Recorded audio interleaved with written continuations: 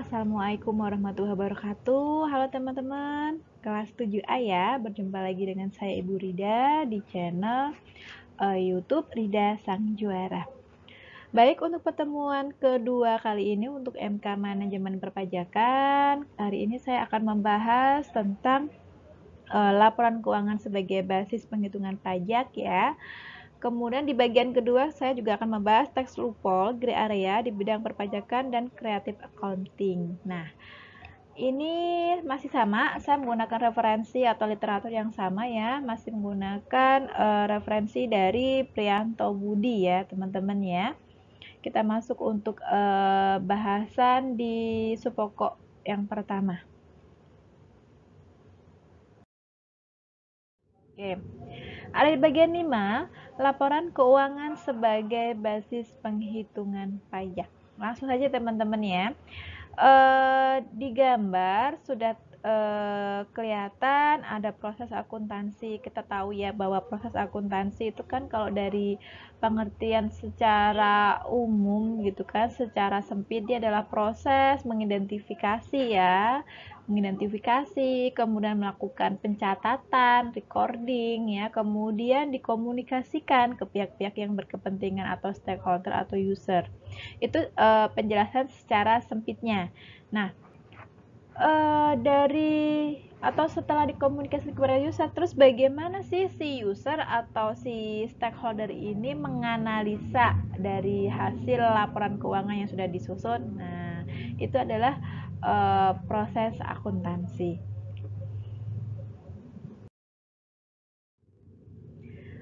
Kemudian di gambar 52 ini adalah hubungan penalaran logis dan praktik akuntansi ya teman-teman ya.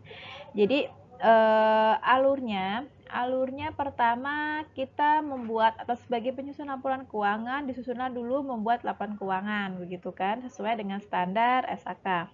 Nah, dari proses akuntansi, teman-teman tahu ya proses akuntansi itu siklusnya. Yang pertama kan kita yang pertama harus ada dulu nih bukti transaksi. Kalau nggak ada bukti transaksi ya kita susah ya. Pertama adalah bukti transaksi dulu.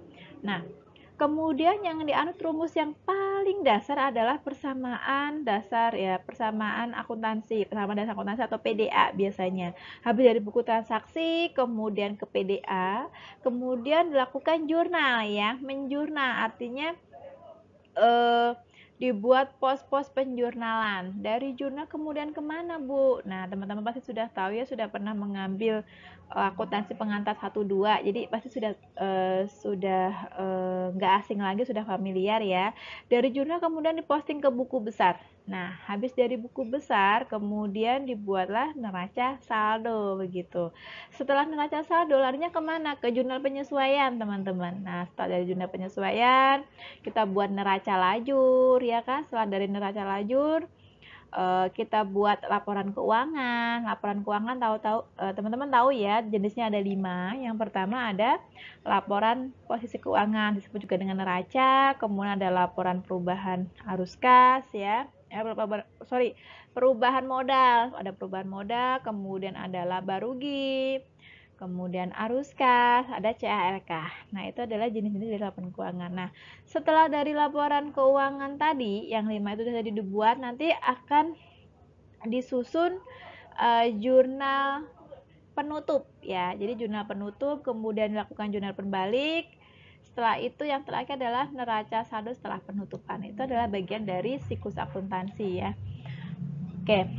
Kalau yang di sini ini proses akuntansinya belum nyampe ke siklus akuntansi secara full ya teman-teman ya. Jadi dari mulai pertama kali dia ada proses akuntansi, ada konsep, ada basic, ada deskripsi, ada penalaran, ada asumsi-asumsi yang disebut dengan perekayasaannya yang sudah teman-teman pelajari di teori akuntansi.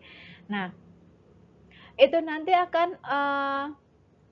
digunakan sebagai dasar dari KDPP-LK. Nah, KDPP-LK ini adalah kerangka dasar penyusunan dan penyajian laporan keuangan. Nah, ini juga sudah pernah dibahas di teori akuntansi ya teman-teman ya. Semoga masih ingat. KDPP-LK ini nanti Tujuannya untuk apa? Sebagai pondasi atau sebagai acuan dalam membuat standar akuntansi keuangan atau SAK. Teman-teman tahu ya SAK yang tebalnya segini, yang kalau yang versi 2018 ke atas itu udah ada 3 buku. Itu baru SAK yang model umum, yang SAK corporate ya. Belum lagi yang ada SAK syariah ya kan, UMKM dan seterusnya. Nah, dari SAK ya teman-teman ya, dari standar akuntansi keuangan ini kemudian dibuatlah laporan keuangan. Jadi teman-teman yang tadi teman-teman buat 5 laporan keuangan itu dasarnya dari mana? Dari standar yang sudah ada, dibuat dulu standarnya. Kalau nggak ada standar ya bagaimana kita membuat laporan keuangan ya?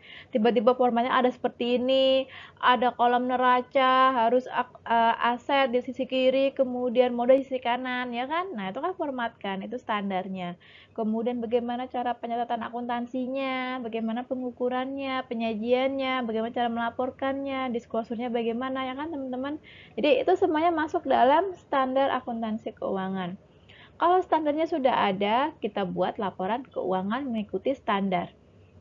Ya. Nah, laporan yang teman-teman buat atau penyusun laporan keuangan yang ada di perusahaan atau accounting ya, staff atau manajer accounting buat itu nanti akan dipakai atau sebagai acuan dalam pajak. Dalam hal ini adalah bisa dipakai untuk keperluan pajak penghasilan, bisa dipakai untuk PPN juga, bisa dipakai untuk PPNBM juga. Jadi dasarnya dari mana? Nah, kita bisa tahu laba, kita bisa tahu neraca, dasarnya semua dari sini teman-teman. Nah, ya, jadi laporan keuangan itu sebagai basis dalam pelaporan pajak, ya. Kemudian hubungan penalaran logis dan praktik akuntansi ini yang tidak kelihatan di ada gambar saya ini sama ya, praktik akuntansi. Jadi cerita yang tadi saya ungkap di depan ada assumption ya, assumption, ada penalaran, ada konsep ya kan, ada dasar, deskripsi ya kan. Nah, masuk ke dalam penalaran logis melalui proses perekayasaan. Jadi cara berpikir kritis ya, tetapi masih dalam kontrol nalar yang masuk akal gitu loh teman-teman. Jadi logis ya, jadi sesuai akal pikir kita itu logis. Nah, itu dimaksud dengan penalaran logis. Nah, penalaran logisnya ini untuk apa Ibu? Nah, ini penalaran logisnya untuk membuat desain standar akuntansi yang ini tadi ya. Nah, dari penalaran-penalaran logis tersebut dilakukannya proses perekayasaan. Nanti outputnya akan seperti ini. Jadi akan muncul kerangka konseptual ya, atau hasil dari penalaran logis manusia ya kan, dari asumsi-asumsi, dari pendapat begitu kan. Nah, nanti akan munculnya kerangka dasar, kerangka konseptual yang isinya ada seperangkat prinsip umum, ada seperangkat doktrin dan struktur konsep yang terpadu.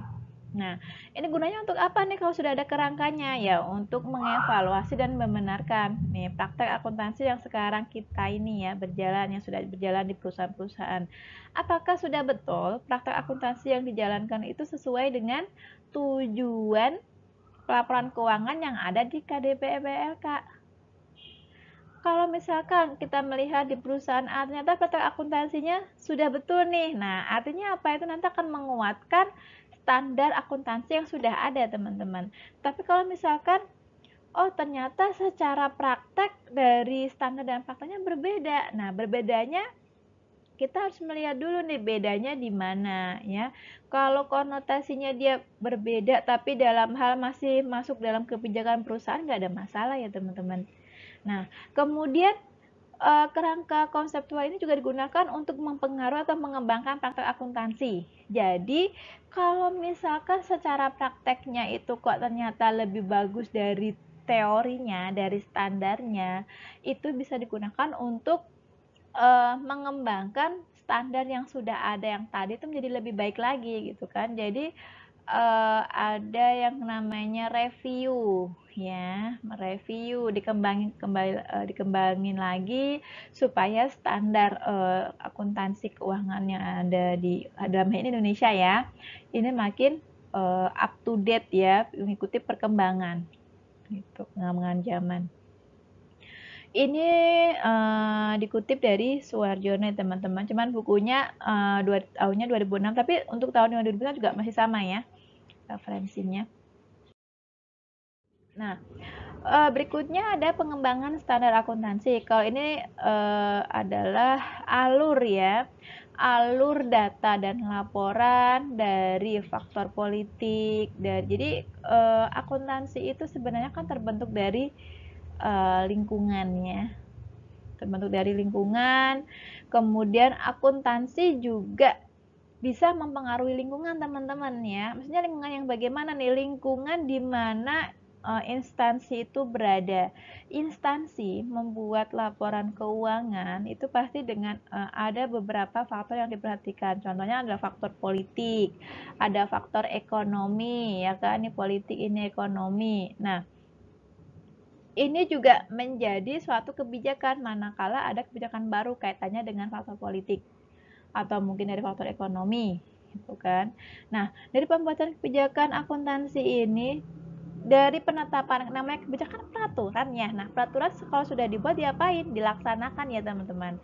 Jadi dilakukan prakteknya, kita jalankan. Kemudian siapa nih yang melakukan praktek tersebut? Ya berarti pengguna akuntansi. Dalam hal ini bisa penyusun laporan keuangan, accounting, bisa juga auditor ya, bisa juga owner atau investor, bisa juga pemerintah. Ya, jadi yang menggunakan akuntansi ini banyak. Nah, kalau dari sisi audit, ya kita melihat bahwa kepatuhan praktek akuntansi dengan aturan. Jadi, apakah sudah betul praktek akuntansi yang sudah dilaksanakan itu sesuai dengan tujuan yang ada di standar akuntansi, ataukah justru praktek yang berjalan itu justru mengadopsi atau memberikan referensi terbaik untuk standar yang telah lalu gitu. Nah, jadi sebagai suatu temuan gitu ya. Lanjut. Nah, ini adalah pilar akuntansi teman-teman, laporan keuangan. Pilar akuntansi di Indonesia, teman-teman tahu ya jenis SAK, tapi ini belum semua masuk ya. Kalau dulu memang dasarnya dari 3 ini. Ada SAK umum. SAK umum itu yang tebal, yang untuk corporate ya, yang semua orang pakai untuk perusahaan-perusahaan besar, biasanya pakai SAK umum. BUMN, tapi BUMN yang menggunakan SAK umum. Tapi ada juga BUMN yang menggunakan SAK etap, beberapa ya teman-teman ya. Kemudian SAK etap. Kalau yang SAK umum tadi adalah SAK untuk perusahaan-perusahaan yang dia membutuhkan pertanggungjawaban secara umum, teman-teman. Jadi general purpose ya. Ada maksud tujuan, dia harus publish, dia harus signifikan ya. Tapi kalau SAK etap tidak, dia etap itu dari entitas tanpa akuntabilitas publik. Dia tidak signifikan, tidak memiliki bursa saham, tidak memiliki saham ya di bursa efek dan seterusnya. Tapi kalau di SAK umum itu ada. Kalau etap ini untuk beberapa instansi ya atau perusahaan yang dia tidak membutuhkan pertanggungjawaban secara signifikan ya. Jadi konteksnya dia lebih kecil, skupnya lebih kecil daripada SAK umum. Contoh dari SAK etap itu misalkan koperasi, ya ada koperasi, BRI itu juga masih menggunakan SAK etap. Nah, kalau yang sisanya BUMN yang besar itu kayak perusahaan-perusahaan rokok dan seterusnya itu juga menggunakan SAK umum. Kemudian SAK syariah, SAK syariah ini digunakan untuk perusahaan-perusahaan yang menggunakan skema syariah. Prinsip syariah, transaksinya syariah, skemanya berbasis syariah. Jadi pakainya SAK syariah. Kalau sekarang kita juga ada SAK UMKM ya teman. UMKM itu sebenarnya juga tadinya dulu SAK untuk UMKM itu pakainya SAK etap. ya, yang merupakan atau identik dengan IFRS for SMEs ya teman-teman ya, karena sekarang UMKM itu ranahnya lebih spesifik gitu kan, sekarang lebih banyak dipakai, akhirnya IAI membuat SHK khusus yang hampir mirip dengan SHK tetap, tapi dia lebih fokus pada UMKM, yaitu adalah SHK UMKM begitu.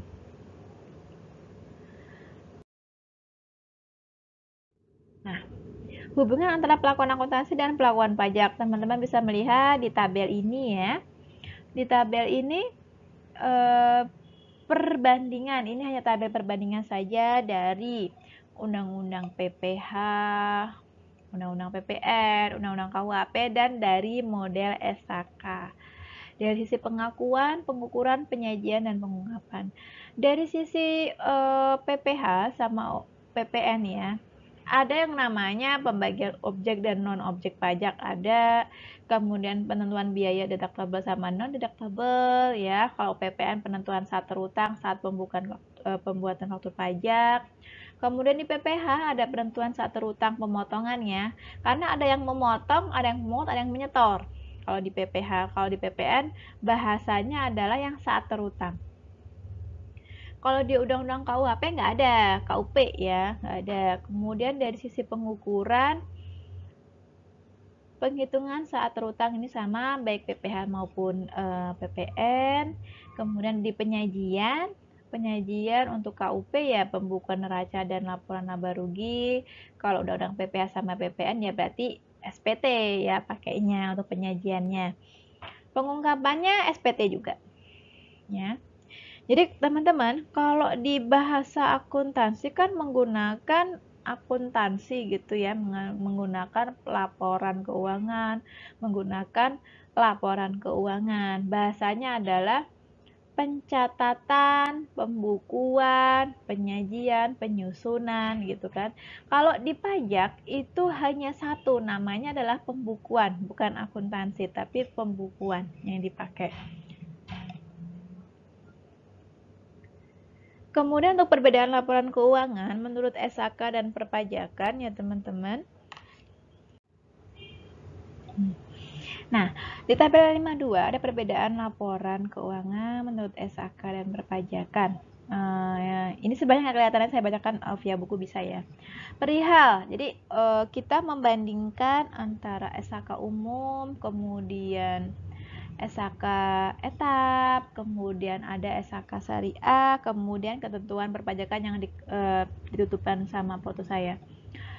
Untuk SHK umum teman-teman ya, ini ada suatu penyajian terstruktur dari posisi keuangan dan kinerja keuangan suatu entitas. Kalau dari SHK etap tidak ada definisi khusus ya. Untuk SHK syariah, suatu penyajian terstruktur dari posisi keuangan dan kinerja keuangan suatu entitas syariah. Kemudian kalau ketentuan perpajakan beda lagi. Ketentuan pajak tidak mendefinisikan laporan keuangan dan tidak mengatur standar penyajian laporan keuangan tersendiri, teman-teman. Nah, ini lanjutannya.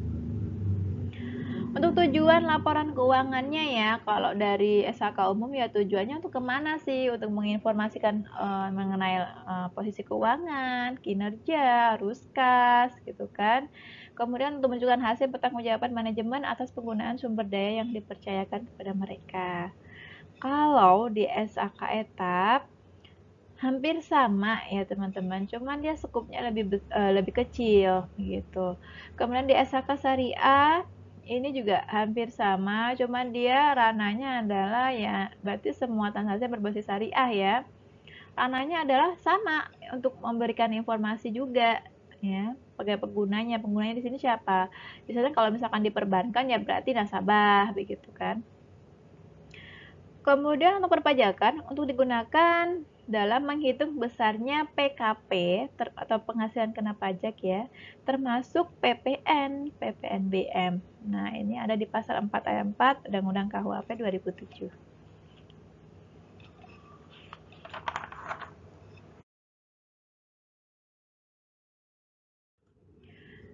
Nah, ini untuk informasi dalam laporan keuangan antara SHK umum dengan SHK etap kurang lebih hampir sama.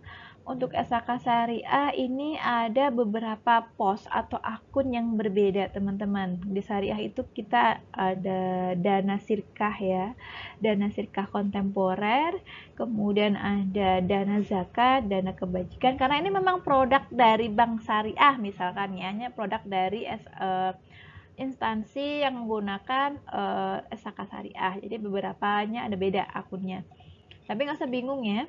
Kemudian untuk ketentuan perpajakan hampir sama dengan akuntansi, ada harta, kewajiban, modal, penghasilan, biaya. Untuk komponen ya, untuk komponen laporan keuangan teman-teman sudah tahu untuk SHK umum kita ada neraca, laba rugi, atau disebut juga laba rugi komprehensif, laporan perubahan ekuitas selama periode ya, ekuitas selama periode di periode akuntansi, kemudian arus kas ya teman-teman, dan seterusnya. Di SHK etap kurang lebih sama. Kemudian di syariah nih ada sedikit berbeda. Nama penamaannya saja yang berbeda. Ada laporan sumber dan penggunaan dana zakat. Ada laporan sumber dan penggunaan kebajikan. Ya. Jadi memang tergantung dari produknya teman-teman. Kalau di sini dia ada zakat, otomatis dia akan membuat laporannya juga dan seterusnya ya. Kalau nanti di sini ada nama produknya apa lagi ya di sini akan ditambahkan. Untuk perpajakan, neraca, laba rugi. Jadi hanya cukup dua saja ya laporannya, neraca dan laba rugi.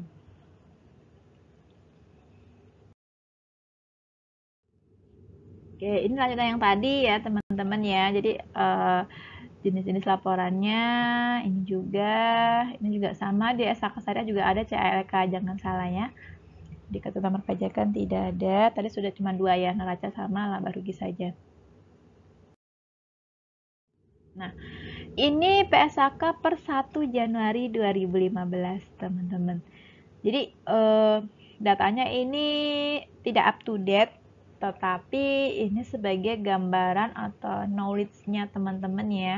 Di tahun 2015, kita tahu bahwa kita banyak revisian ya SHK itu kan. SHK adalah standar akuntansi keuangan yang dibentuk oleh IAI ya.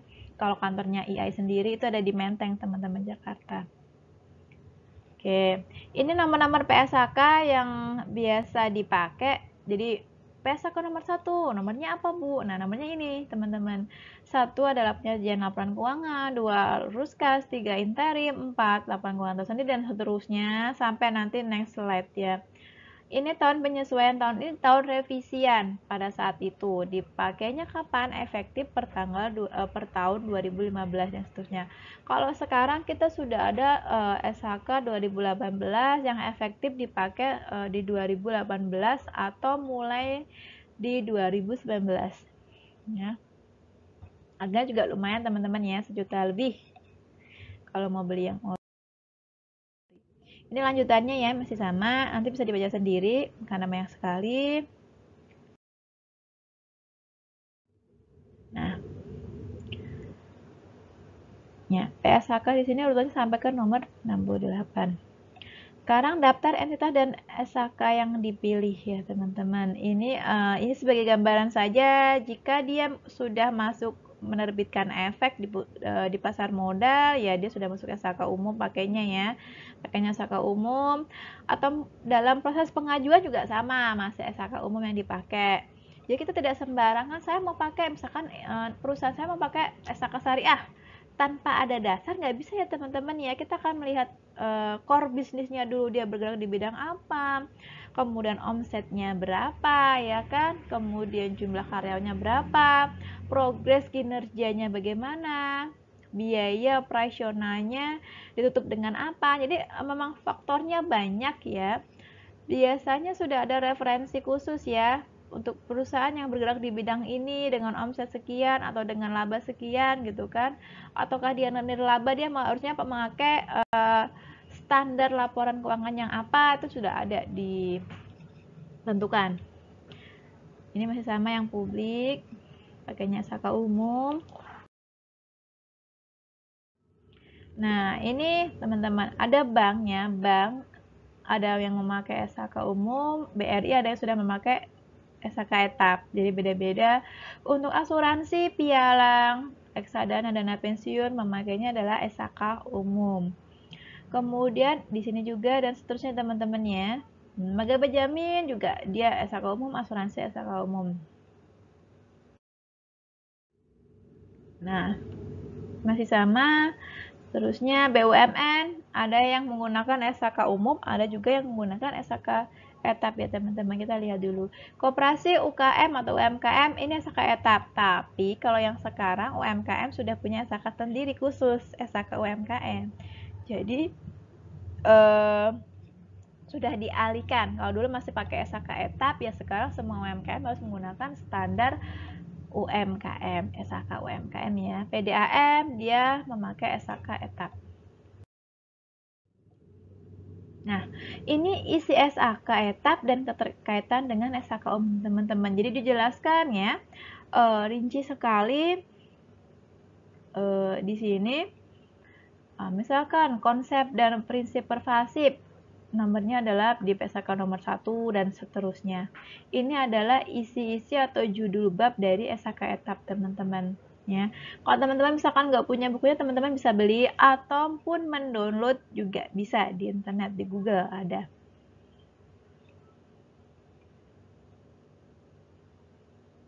Nah, ini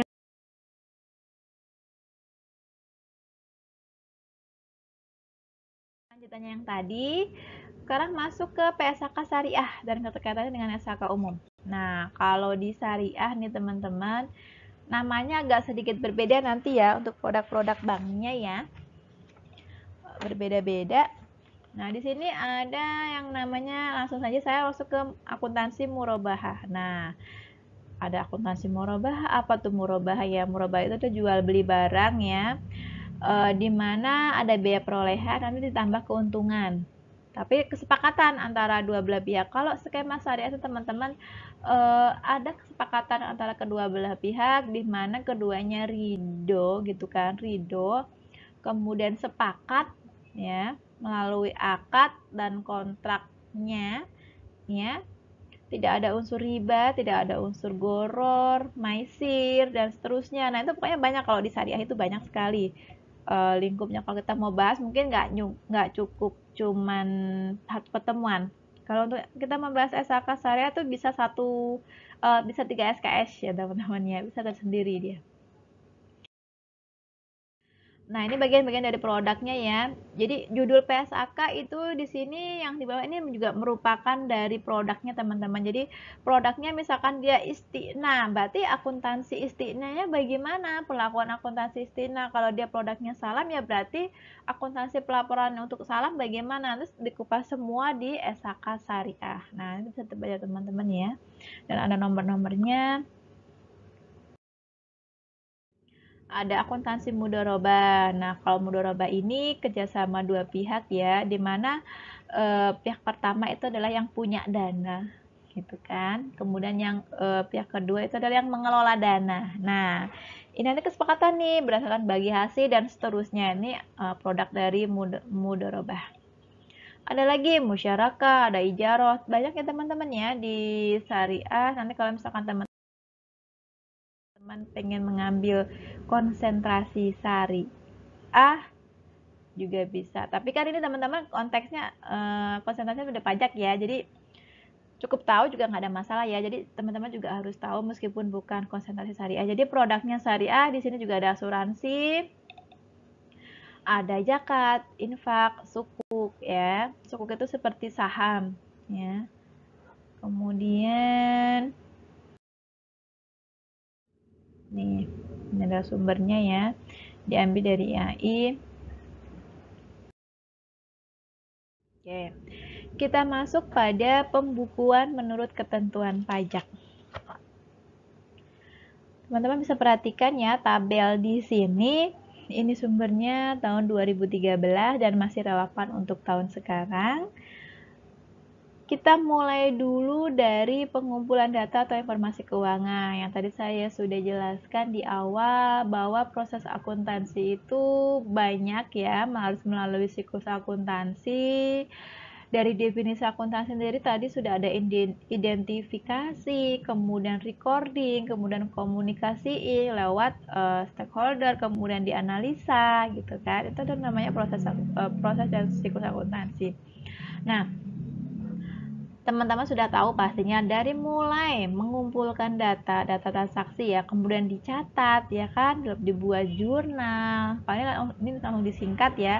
Dari jurnal kemudian diposting ke buku besar, kemudian dibuat neraca lajur ya. Nah, nanti neraca lajur ini dibuat apa? Dibuat laporan keuangan, teman-teman, disajikan di sini. Produknya apa saja laporan keuangan dan neraca, laporan laba rugi, arus kas, perubahan ekuitas, CALK. Dari neraca sendiri, akunnya apa saja? Ada harta, ada kewajiban, ada modal. Laporan laba rugi ada penghasilan, beban, harga perolehan, penyerahan barang dan jasa. Nah, kemudian arus kas ada lagi poinnya banyak ya, ada investasi, pendanaan, operasi, kemudian laporan perubahan ekuitas ya berarti modal ekuitas pertama berapa, kemudian setelah ada laba berapa, kalau ada preferred tinggal dikurangkan tinggal total ekuitas akhir ya. Kalau CLK teman-teman tahu CLK adalah informasi tambahan yang tidak tercantum pada laporan keuangan yang ke 1, 2, 3, 4 ini. Jadi dicantumkan di mana Bu? Untuk penjelasan tiap akun pos ini juga bisa masuknya ke CLK. Nah, dari laporan penyajian laporan keuangan tersebut, itu nanti kemana nih? Bisa menjadi inputan untuk Dirjen Pajak dalam membuat koreksi fiskal. Nah, untuk apa? Untuk laporan keuangan pajak ya. Nah, untuk ini yang dipanah ini jumlah harga perolehan. Nah, ini juga sebagai dasar ya teman-teman untuk menghitung pajak yang terutang. Ya, jadi memang betul bahwa laporan keuangan itu sebagai basis dalam menghitung pajak. Ya. Apakah hanya jumlah harga perolehan, Bu? Tidak. Dari laba rugi. Kan kita harus tahu kan, bisa dapat harga perolehan dari mana kalau kita nggak membeli, kalau kita nggak menjual. Bisa dapat penghasilan dari mana kalau kita nggak mengeluarkan biaya terlebih dahulu. Jadi memang ini ya yang dipakai. Kalau untuk pajak hanya sampai sini teman-teman. Ini udah digaris ya. Ada line di sini. A dan B saja untuk pelaporan perpajakan. Untuk C dan E bagaimana Bu? Ini juga tetap dipakai untuk pelaporan komersial ya. Secara akuntansi komersial tetap dipakai, secara umum dipakai. Tapi untuk pelaporan pajak hanya A dan B sudah cukup. Oke, begitu. Ini siklus akuntansi sama yang tadi saya sudah bilang ya.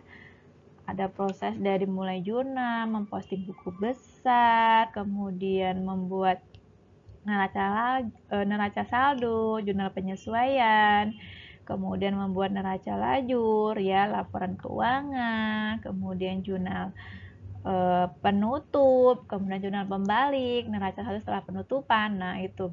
Ini juga sama ya, teman-teman ya. Dari mulai proses mengidentifikasi, pengumpulan transaksi, bukti dan seterusnya dibuat jurnalisasi.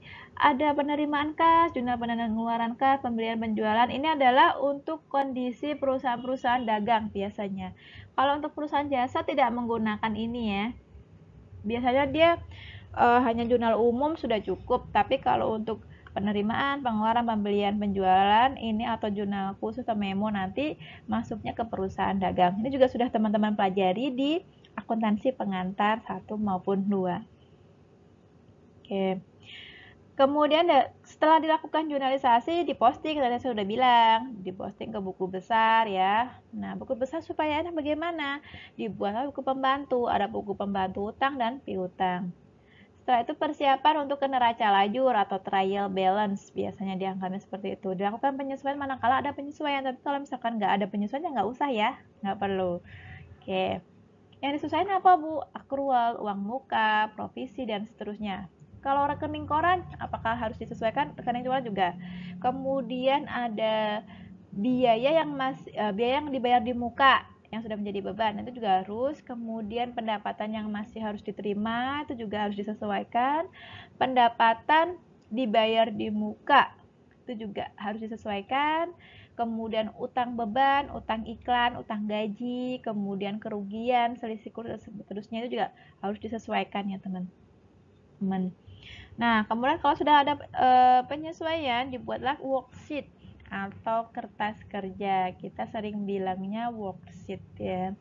Kertas kerja tetapi kertas kerja ini bedanya apa sih Bu sama yang neraca lajur ini ya? Kalau kertas kerja ini sifatnya opsional, bisa ada boleh tidak. Tapi yang biasa dipakai adalah yang ini, neraca lajur. Ini lengkap ya. Jadi sudah ada di dalamnya sudah ada neraca, laba rugi, penyesuaian sama jurnal. Ya, yang ini sama neraca saldo. Bukan jurnal, neraca saldo. Nah, persiapan untuk laporan keuangan nih teman-teman ya. Pembuatan laporan keuangan, dilakukan jurnal penutup, kemudian setelah jurnal penutup dan jurnal pembalik.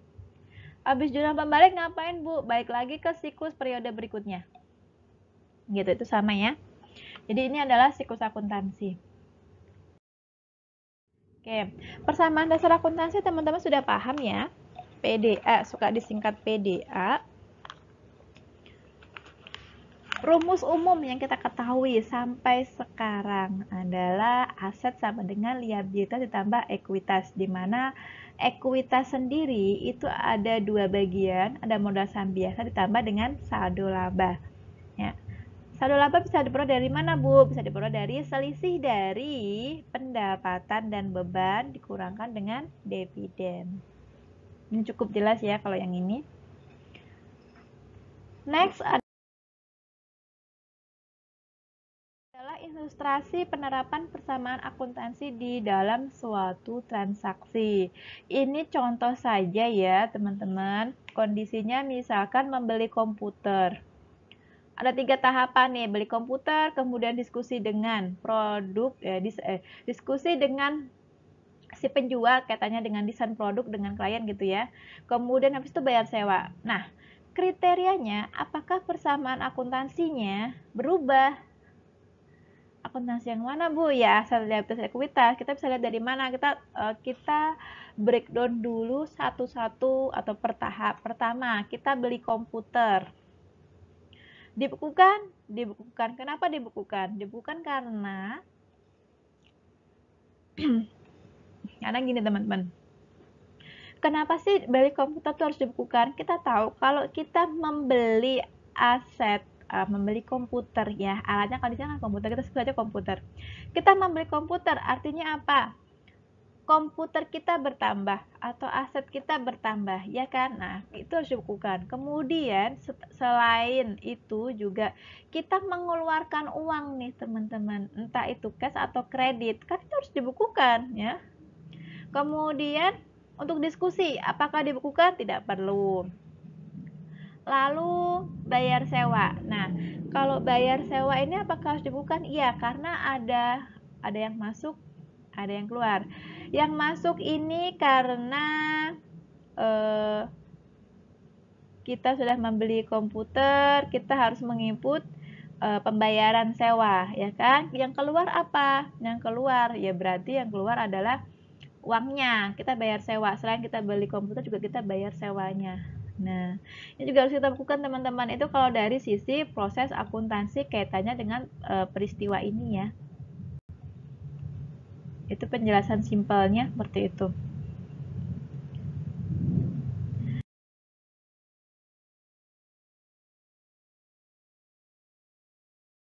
Oke.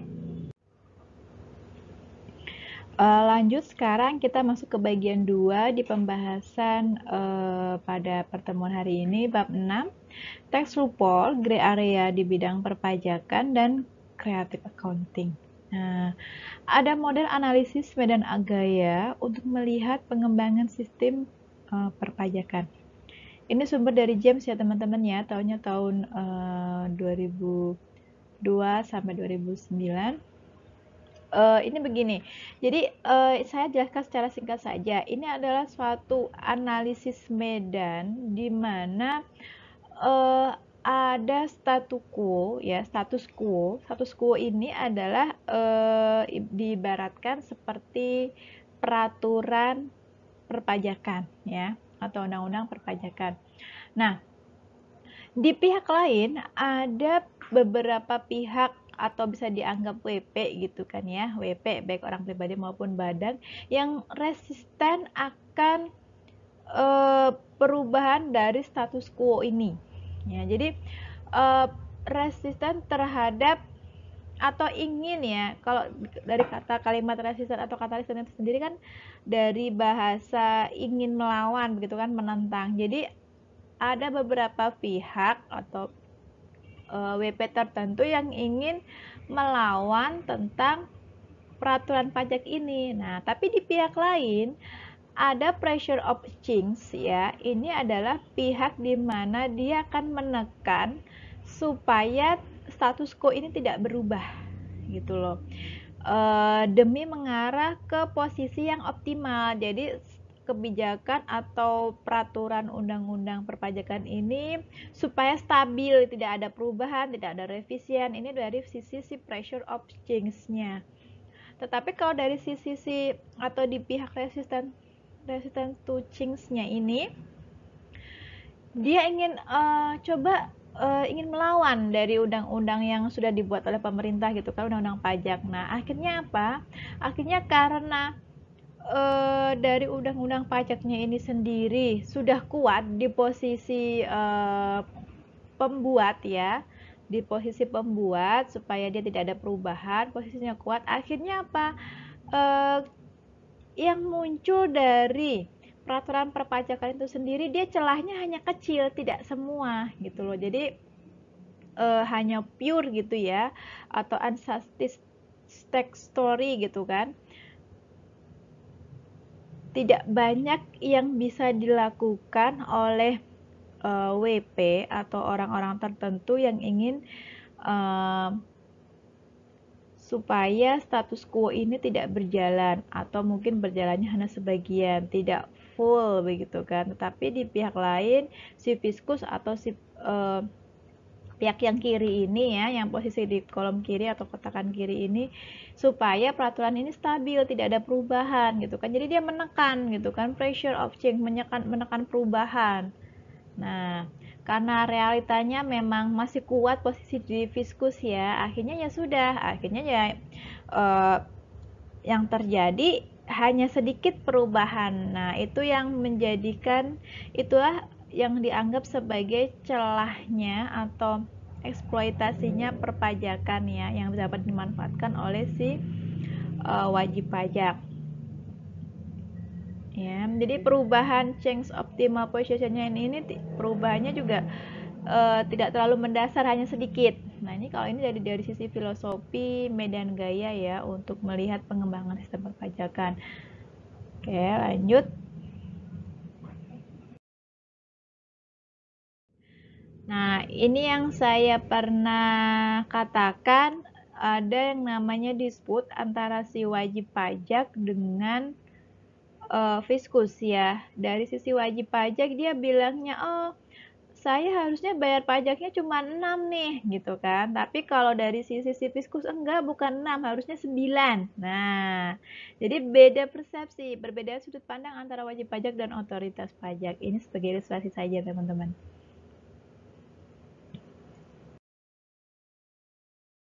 Ini jenis-jenis financial number games. Number games ini adalah salah satu bentuk keakuratan perhitungan ya. Nah, jenis-jenis financial number games ini ada 5 ya, diantaranya yang kita bahas. Yang pertama ada aggressive accounting. Nah, ini adalah pemilihan dan penerapan prinsip akuntansi yang bertujuan agar laba tahun berjalan lebih tinggi, high core current earning. Terlepas dari apakah fakta tersebut sesuai dengan prinsip akuntansi yang berlaku umum atau tidak. Jadi tujuannya melakukan aggressive accounting ini supaya laba tahun berjalan lebih tinggi teman-teman ya.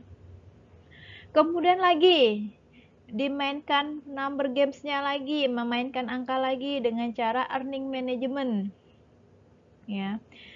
Earning management ini adalah manipulasi laba secara aktif untuk suatu target yang sudah ditentukan sebelumnya oleh misalnya manajemen, untuk suatu proyeksi yang sudah dibuat oleh analis, atau untuk mendapatkan suatu angka yang konsisten dengan smoother, more sustainable earning stream.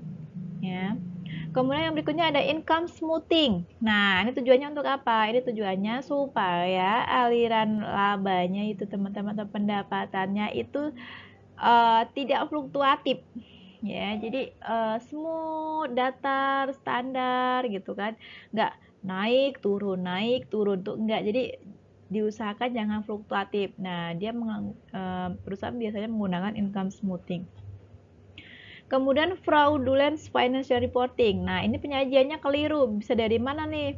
Dari angka. Bisa dari angkanya teman-teman ya. Penyajian keliru yang disengaja atau penyembunyian, omission, atas suatu angka atau pengungkapan di dalam laporan keuangan yang bertujuan untuk memperdayai pengguna laporan keuangan melalui pendekatan administratif, perdata, dan atau kriminal. Nah, yang terakhir adalah creative accounting practice. Ya, ini setiap langkah yang digunakan untuk memainkan angka-angka akuntansi, ya, angka-angka yang ada di pos akuntansi yang mencakup ini teman-teman. Jadi creative accounting praktek ini cakupannya ya 1, 2, 3, 4 ini. Ya. Nah, gitu. Jadi saya akan ungkap dulu atau saya akan jelaskan itu tentang tax loophole ya. Jadi tax loophole itu kan sebenarnya cacatnya atau adanya kekurangan dalam peraturan pajak yang dibuat oleh pemerintah. Jadi memang kita tahu bahwa peraturan pajak itu kan tidak konsisten ya, kurang atau tidak konsisten, kemudian suka berubah-ubah, kemudian juga tidak stabil ya. Nah, makanya di situ dia ada kesempatan kita sebagai WP untuk mengeksploitasi peraturan perpajakan tersebut ya. Ada celah yang bisa kita lakukan untuk bisa meminimalisasi pajak yaitu dengan adanya tax loophole. Nah, tax loophole ini ya, jenisnya tadi yang saya udah bilang di depan sesuai dengan judul topiknya, selain tax loophole juga ada creative accounting ya. Creative accounting itu adalah memainkan angka-angka akuntansi. Nah, jenisnya juga ada aggressive accounting, ada earning management, ada income smoothing, ada fraudulent financial reporting. Jadi ada beda ya teman-teman antara tax loophole sama creative accounting ya. Nanti untuk berikutnya akan saya jelaskan di next slide. Nah, ini adalah ilustrasi drawing cause effect ya teman-teman. Ceritanya ini adalah kasus Enron yang dulu terkenal di tahun 2002 ya. Dimana Enron ini dia kasusnya adalah kasus manipulasi laporan keuangan begitu ya. Laporan keuangan. Kasus Enron ini, Enron ya, perusahaan energi yang ada di Amerika Serikat, ini adalah perusahaan atau instansi yang melakukan atau memainkan angka-angka yang ada pada laporan keuangan dengan cara menaikkan harga saham nih teman-teman. Jadi bagaimana si Enron ini memainkan angkanya? Salah satu contohnya adalah pada saat ada pinjaman dari kreditur, dia tidak mengkonsol. Harusnya kan dikonsolidasi tuh, dia tidak mengkonsol. Kemudian dia juga hanya menggunakan rumus dari EPS ya, metode sederhana. Nah, untuk supaya apa? Supaya untuk meminimalisir pajaknya menjadi kecil. Tapi banyak sekali teman-teman, itu kan tadi 2 langkah yang saya kasih contoh, tapi dari bentuk penjurnalan pun untuk investasinya juga mereka membuat, jadi diputer-puter gitu loh teman-teman. Jadi pada saat pengakuan jurnalnya investasi pun juga mereka rubah gitu kan. Selain itu juga kasus Enron ini booming ya pada saat itu dan membuat kreditur atau investor senang ya melihat laporan keuangan. Tapi ya pada saat itu pada saat diaudit ketahuan bahwa memang si Enron ini memanipulasi laporan keuangannya dengan cara-cara creative accounting yang tadi ya. Jadi caranya mereka dianggap ilegal waktu itu ya.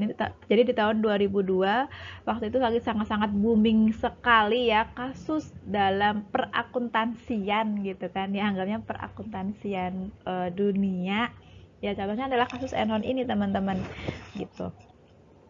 Kemudian yang berikutnya ada ilustrasi borrowing cost effect ya. Ini kondisi kalau borrowing itu adalah biaya pinjaman. Supaya biaya pinjaman ini tidak terlalu tinggi, bagaimana teman-teman? Nah, dilakukan juga sama ini, dilakukan creative accounting juga supaya DER-nya kecil ya. DER itu debt to equity ratio, di mana DER itu adalah kemampuan perusahaan atau rasio utang dalam mengukur tingkat pinjaman ya. DER sendiri rumusnya adalah total liabilitas dibagi dengan total ekuitas. Nah, kalau misalkan modalnya besar, laba besar, nanti DER-nya akan kecil teman-teman. Nah, itu adalah bagian dari creative accounting juga. Ini caranya kalau dari sini ya, ini ada current ya, ada current sama purpose. Untuk current sendiri, teman-teman bisa lihat ya total asetnya diasumsikan sekian ya. Ada perubahan dari sisi long term debt-nya teman-teman, disesuaikannya adalah adjustment-nya. Kemudian nah kita bisa melihat di sini current-nya 3750, kemudian di proposnya ini ada 5750. Nah, ini kan jauh sekali nih. Kalau kita hitung DR-nya ini 238, ini 4118. Nah, yang tadinya harusnya DR-nya naik jadi 4,18 menjadi 2,38. Nah, ini juga bagian dari bagaimana supaya biaya pinjaman itu rendah. Nah, tentunya juga salah satunya dari creative accounting yang tadi itu. Kemudian ada ilustrasi bonus plan effect ya. Ini karena di situ kepotong gambar, saya bacakan di sini. Kalau untuk ilustrasi bonus plan effect ini teman-teman, ini kaitannya dengan pemberian kompensasi ya atau insentif kepada pegawai atau karyawan kunci perusahaan merupakan rencana yang biasa muncul di perusahaan. Nah, kompensasi ini dibentuk dalam bonus biasanya sih.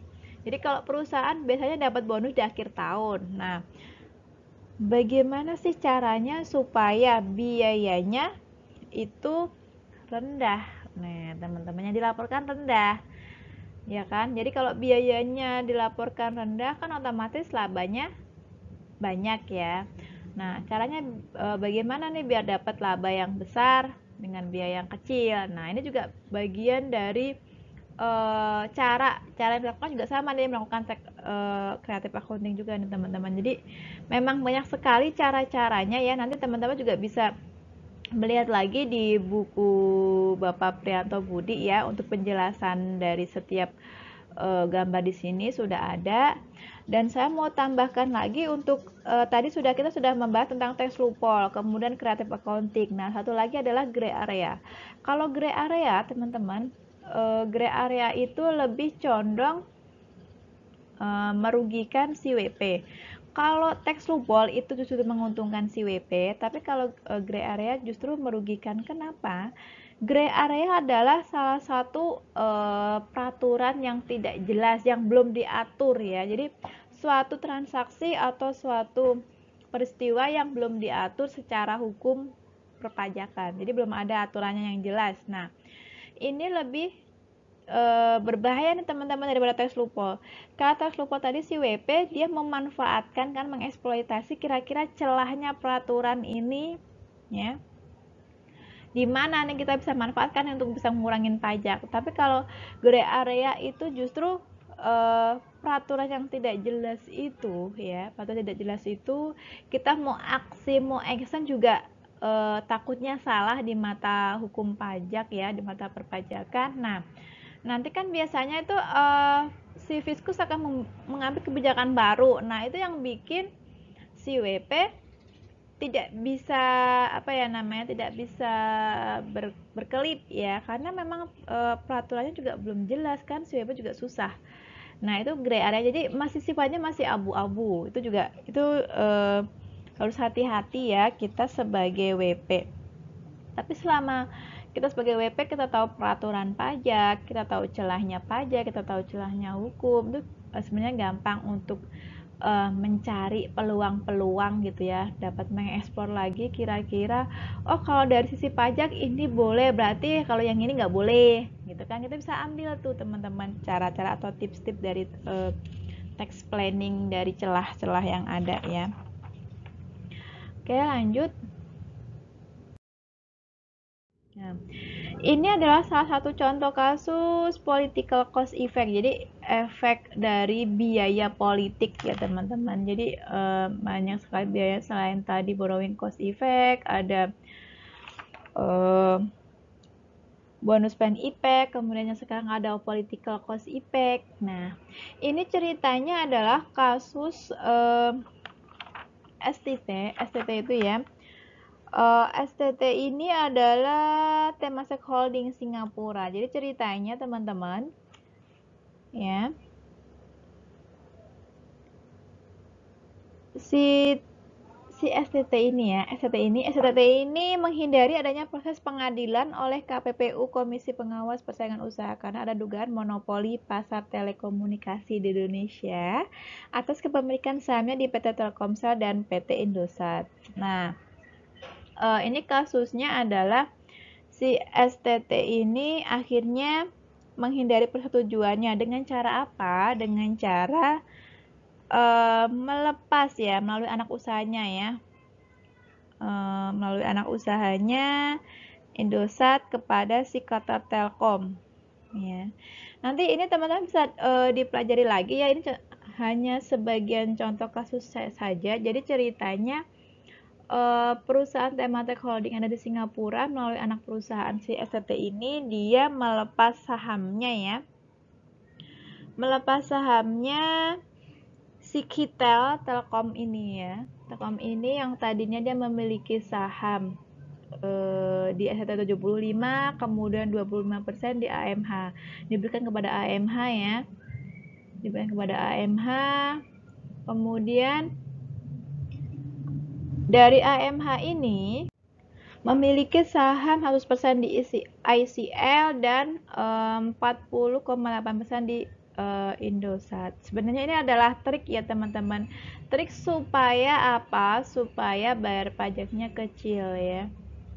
Nah, dari PT Indosat tersebut kepemilikan sahamnya ya, yang tadi sebelah kiri, kemudian di sebelah kanan. Yang sebelumnya adalah sebelum atau pra, kemudian yang di sebelah kanan ini adalah sesudah. Jadi triknya perusahaan Temasek Holding itu adalah mengalihkan atau melepas anak cabangnya ya, karena cabangnya memiliki saham di induk, memiliki saham di luar yang sudah dibeli dengan orang ya, 25. Nah, dia kepemilikan menjadi penuh 100% ya di ICL, sedangkan si ICL pun juga memiliki saham 48% di PT Indosat Tbk. Nah, hasilnya seperti ini ya. Jadi Kitel ini ya larinya kemana? Ya Kitel ini larinya ke STT juga teman-teman. Indosat ini ke siapa? Ya larinya ke ICL juga teman-teman. Jadi sebenarnya dalam satu naungan ya, dia memiliki beberapa usaha bisnis atau ekspansi usaha bisnis ke luar negeri. Caranya bagaimana supaya pajaknya itu dibayarnya rendah. Ini hampir sama dengan transfer pricing sebenarnya. Jadi pengalihan, dioper lagi ke sana, beli saham lagi ke sana gitu kan, diakui lagi, dibalik lagi, beli lagi. Nah, kurang lebih seperti itu ya teman-teman ya. Nanti untuk penjelasannya bisa disimak lagi di buku ya, karena waktunya juga nggak banyak. Nah, ini untuk minimal informasi dalam laporan posisi keuangan. Ini teman-teman sudah tahu ya apa saja isinya. Oke. Ini lanjutannya juga masih sama. Kalau dari sisi perpajakan sih untuk neraca hanya modal ya, aset seperti itu ya. dan seterusnya. Kalau untuk dari sisi laba rugi ya penghasilan sama biaya. Kemudian nah ini adalah model format yang umumnya teman-teman. Syarat menyajikan laporan keuangan, baik itu neraca maupun laba dan seterusnya adalah harus ada minimal 2 tahun sebagai pembanding ya. Sebagai pembanding 2020 X7 sama 20 X6. Ini formatnya ya secara umum ya.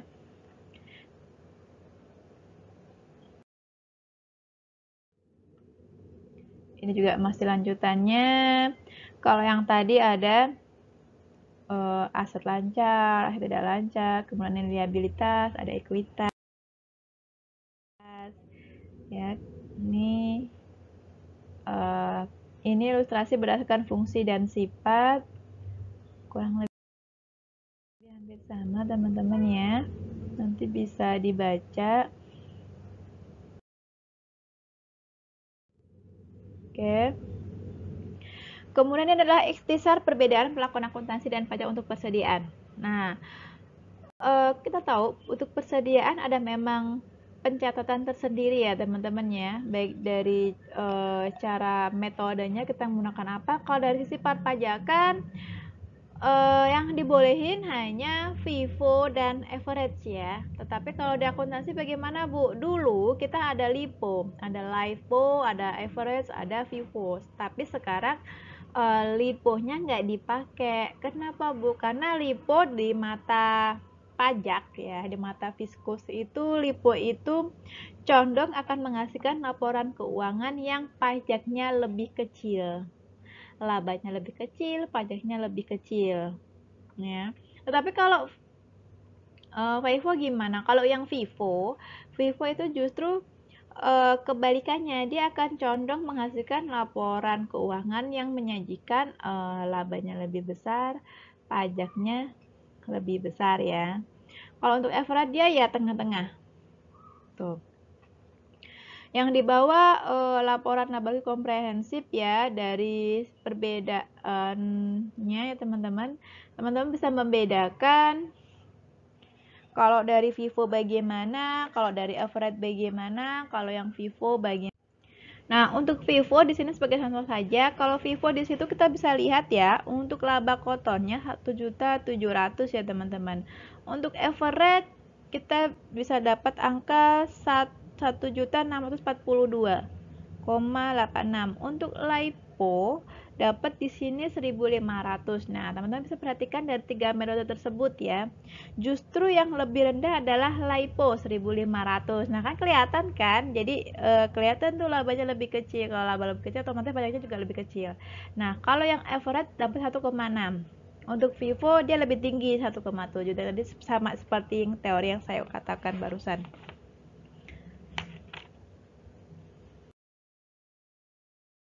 Nah, untuk yang B, kalau yang tadi tahun 20X1, ini tahun 2020X2. Nah, teman-teman bisa lihat lagi di sini. Untuk FIFO dapat 3.200 ya. Kemudian average 33, LIFO 36. Nah, kondisinya bagaimana Bu? Apakah setiap tahun akan seperti itu? Tidak. Jadi setiap tahun juga pasti nggak tentu ya angkanya ya. Bisa jadi yang tadi tahun pertama mungkin di LIFO-nya dia lebih kecil, kemudian di tahun kedua dia sedang ya, itu juga bisa. Yang lainnya juga sama teman-teman, jadi nggak tentu, cuman kita bisa membandingkan dari tiap periode ya, dari tiap periode bahwa memang LIFO ini menghasilkan laba yang lebih rendah, makanya sama fiskus tidak diperkenankan ya. Jadi hanya dua yang perkenankan, FIFO maupun average. Kalau pengen labanya besar ya, untuk kepentingan labanya besar ya kita pakai FIFO, tapi ya ada konsekuensinya, laba besar juga pajaknya besar gitu kan. Oke. Untuk tahun 20X3 juga sama ya teman-teman ya. Untuk FIFO 1.400.000 ratusan ya. Kemudian untuk average 1,6, kemudian yang Vivo 1,6. Nah, ini justru kebalikannya nih, di tahun ketiga justru malah si LIPO-nya lebih besar. Nah, ini bisa terjadi karena mungkin ada penambahan pos-pos tersendiri atau mungkin ada pengembalian utang yang lebih besar yang diakrualkan di tahun yang bersangkutan ya, di tahun yang terkini pada saat itu juga bisa, atau mungkin karena faktor lain ya teman-teman. Jadi nggak tentu, tapi secara overall sih LIPO memang menghasilkan laba yang lebih kecil. Yang tadi yang saya barusan ceritakan. Nah, untuk jenis dan kriteria pengakuan pendapatan secara akuntansi ya teman-teman, ini berdasarkan jenisnya, apakah barang atau jasa. Untuk kriteria kapan sih diakui kalau misalkan dia penjualan bahasa, kalau penjualan barang diakuinya ya berarti pada saat kondisinya perusahaan telah memindahkan risiko, ada masa manfaatnya ya, pindah manfaat, kemudian jumlah pendapatannya juga atau nominalnya dapat diukur ya, dapat diukur dengan andal, kemudian perusahaan tak lagi mengelola atau melakukan pengendalian. Jadi sudah berpindah pengendalian dan seterusnya ya teman-teman. Oke. Ini juga yang bawahnya penjualan jasa juga sudah ada deskripsinya. Untuk bunga, royalti, dan dividen bagaimana? Nah, ini kategorinya bunga harus diakui atas dasar proporsi waktu yang memperhitungkan hasil efektif. Kalau bunga kan memang berjalan ya di periode tersebut dengan rate sekian persen berbeda, makanya dia berbatas waktu. Untuk royalti harus diakui atas dasar accrual. Nah, royaltinya ini mau diakuinya pada saat tahun berjalan atau mau yang akan datang. Nah, ya kan? Kemudian dalam metode biaya atau cost method, dividen tunai harus diakui bila pemegang saham untuk menerima pembayaran ditetapkan. Nah, kalau ini kondisinya kapan sih dividen diberikan? Apakah pada saat akhir tahun ataukah pada saat menerima keuntungan atau pada saat kapan? Jadi metode apa yang akan dipakai kalau dia menggunakan metode biaya ya berarti diakuinya pada saat menerima pembayaran ya, pembayaran dari keuntungannya yang sudah di share ya. Kemudian metode penyusutan secara akuntansi, ini jenis-jenis penyusutannya teman-teman ya, banyak sekali. Oke, untuk metodenya ini ada cara-caranya lengkap ya. Sudah ada, untuk rinciannya juga semuanya sudah ada ya. Saya tidak perlu menjelaskan semua. Cukup contohnya mungkin yang A, ada strength line method. Nah, ini adalah garis lurus yang teman-teman sudah biasa biasa hitung dan tahulah teman-teman pasti caranya bagaimana ya. Kondisinya misalkan ini diasumsikan harga perolahannya adalah 340 ya, kemudian ada nilai residu 40.000, kemudian dasar sebagai depresiasinya berarti 300 ya selisihnya, kemudian diasumsikan kalau 20% tuh kurang lebih 8 tahun ya, 8 tahunan ya, karena 8 tahunan, kemudian tinggal dihitung saja 20% kali 300.000 ketemu angka 60 ya, kemudian dikurangi akumulasinya, tinggal dihitung saja ke bawah ya, ketemu hasilnya nilai buku. Untuk yang lainnya metodenya sudah ada teman-teman ya, tinggal kita menghitung saja, ini mudah untuk penyusutan secara akuntansi. Jadi apakah semua perusahaan mengadopsi semua atau memakai ini semua? Tidak. Jadi mereka hanya mengambil salah satu.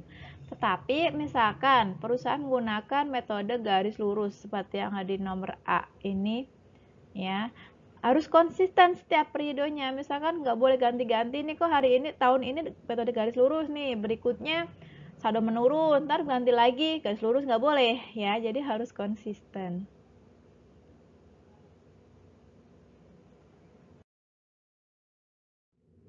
Ini lanjutannya ya.